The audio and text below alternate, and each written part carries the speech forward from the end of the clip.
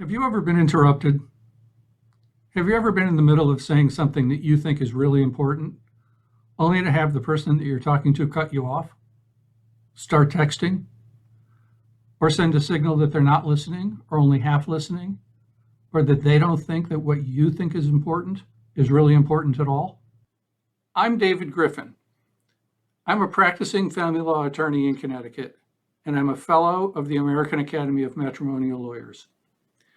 This video is one in a series of videos being created by the Communications Initiative of the Aaml. What are the things that we can do to become better listeners? To show that we're good listeners? To do the work to be good listeners? We'll start with make good eye contact. Make sure that when the person speaking to you looks at you, what they discover is you're focused on them. The first way to do that is with eye contact. The next thing I do is that I give visual cues that I'm listening. For example, I might go and nod or show an expression of disbelief if what they're talking about calls for that. Or I might say, oh, that makes sense. I understand. Something along those lines. I don't interrupt. I don't allow any part of my brain, if I can help it, and it's not easy, but I don't allow any part of my brain to engage in anything other than listening and trying really hard to understand what's being communicated to me. I don't think about what I'm going to have for lunch. I try not to think about the football game from over the weekend. I try not to think about the other work that I need to get done. I most of all try not to think about whether I agree or disagree with what's being said to me. I just try to focus on what's being said to me, gathering the information that's being communicated to me. Because if I do that, if we do that, and then we communicate back to the person what we've heard, we've communicated two things. A, we've communicated that we understand what they said.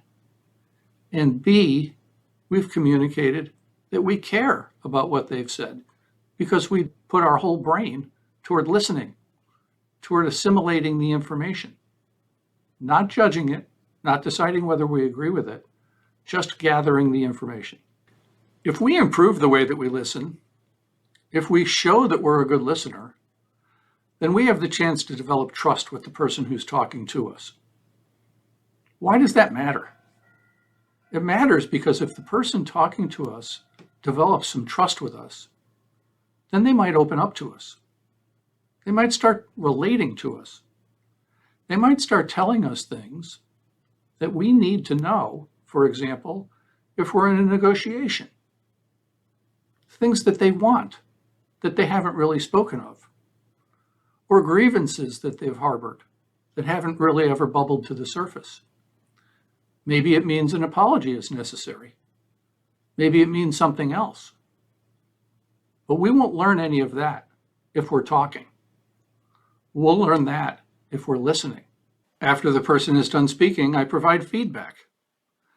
That feedback is intended to communicate to the speaker that I've been paying attention, that I care about what he or she has to say, that I've been focusing my brain on the things that are important to them. I do that by using verbal and nonverbal communication. I use a pleasant tone of voice, not judgmental, not harsh, even if the issues are difficult. I use good body English. I have a good demeanor. I demonstrate. I've been a good listener. I understand the things that are important to you. And I set the stage for asking for that same treatment for the things that are important to me or to my client. Listening is hard work. It requires focus and effort. It requires concentration. We have to put our whole brain on the task of listening. We have to deliver respect to the person who's speaking, and we can do that in the way that we listen, and in the way that we demonstrate that we're interested in the topic that they're talking to us about, in the important things that they've chosen to speak with us about. If we can improve the way that we listen, we have a great opportunity to build trust with the person that we're listening to. And if we can build trust with that person, then we have a good opportunity to exchange ideas. We can use these techniques in a variety of settings, whether it's in a meeting with a client, whether it's in a negotiation to settle a family law case, whether it's a conversation with a spouse or a member of our family, or in other settings. Learning how to be a good, active, engaged listener helps us. It helps us to become more persuasive. It helps us to build trust. It helps us to learn, because we're not learning when we're talking. We're learning when we're listening. Take a negotiation, for example. If we're filling the room with all of our brilliance, with all of the reasons why our view of the world is the view that should prevail, then we're not learning anything about the other side. We're not learning what's important. We're not getting cues about the things that matter or that might not matter. We're not watching for tells or other signals that could help us to better understand the things that matter or not. Because when we're talking, we're not educating ourselves. We're trying to educate the other people. When we're listening, we're in education mode.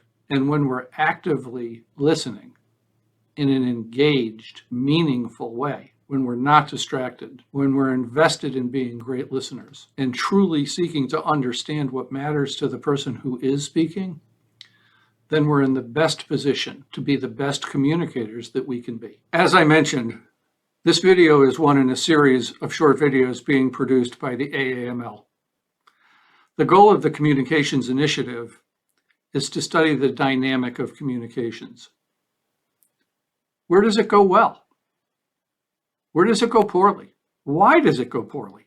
What are the techniques that might be available to us to deal with an agitated person, or a toxic person, or the perennial interrupter?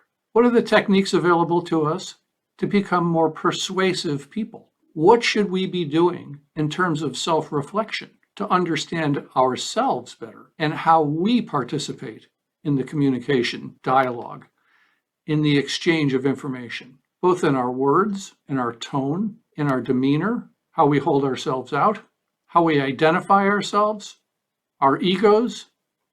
All of that comes into play in terms of the communications dynamic. Stay tuned for more. Thank you.